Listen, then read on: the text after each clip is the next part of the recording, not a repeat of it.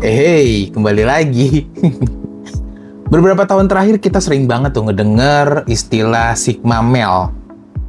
Aduh, sering banget tuh denger-denger di TikTok ya. Yang biasanya tuh pria pendiam, dingin, mandiri, nggak butuh siapa-siapa. Katanya sih si paling superior tuh. Tapi pertanyaannya, apakah itu benar-benar gambaran maskulin yang sehat? Atau justru sekedar stereotip yang baru aja kita telan mentah-mentah? Nah, di video kali ini kita bakal ngomongin maskulinitas modern. Nah, bukan buat menjatuhkan, tapi biar kita lebih tahu nih tentang sebenarnya maskulin itu seperti apa sih gitu ya. Jadi asal-usul dari Sigma Male itu dari mana sih? Sebenarnya Sigma Male itu sebenarnya dari internet ya. Jadi bukan sebuah teori psikologi, bukan juga dari kajian sosial, tapi narasi pop kultur yang berkembang di forum, di meme, atau di video-video motivasi. Nah, Sigma itu digambarkan sebagai anti-sistem. Diem tapi seakan mematikan gitu ya. Sendiri tapi seakan-akan sukses gitu. Masalahnya banyak orang yang mulai menjadikan ini identitas. Bukan sekedar karakter, tapi standar maskulinitas baru gitu.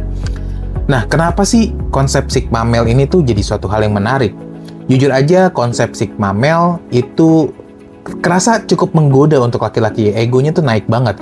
Karena ini tuh menawarkan pelarian saat kita gagal secara sosial, emosional, atau finansial.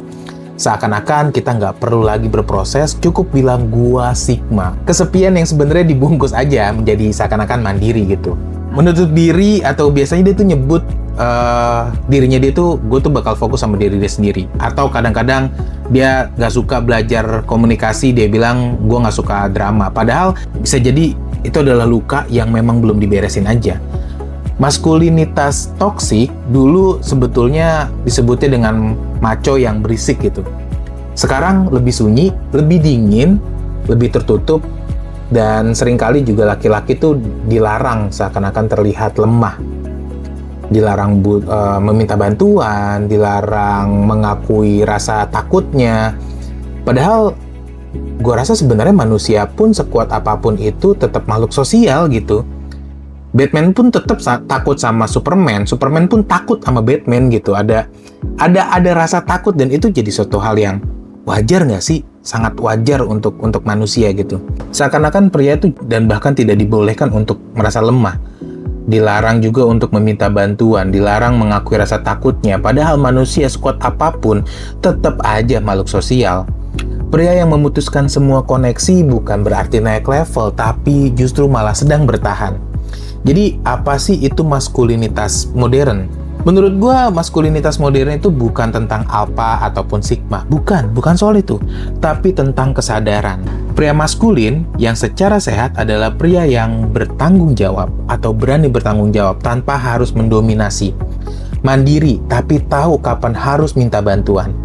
Tegas tanpa harus mematikan empatinya. Kuat tanpa harus memusuhi emosinya. Jadi maskulinitas modern itu tetap bisa nangis, tapi nggak lari, bisa gagal, tapi tetap untuk bertumbuh, dan bisa sendiri, nggak anti koneksi. Hal-hal kayak gini tuh jadi seperti terlalu melampaui label gitu. Masalah terbesar dari yang melabeli diri seperti Sigma Male ini adalah kita berhenti untuk berkembang. Kita sibuk untuk menjaga citra kita, bukan hanya sekedar memperbaiki diri. Padahal kedewasaan laki-laki itu bukan tentang seberapa dingin lo ke dunia, tapi tentang seberapa lo jujur sama diri lo sendiri. Nah, kalau hari ini lo ngerasa sendirian, itu bukan berarti lo lemah. Dan kalau lo butuh orang lain, itu nggak bikin lo kurang jantan. Maskulinitas modern bukan tentang menjadi sigma, bukan, tapi tentang menjadi manusia yang utuh.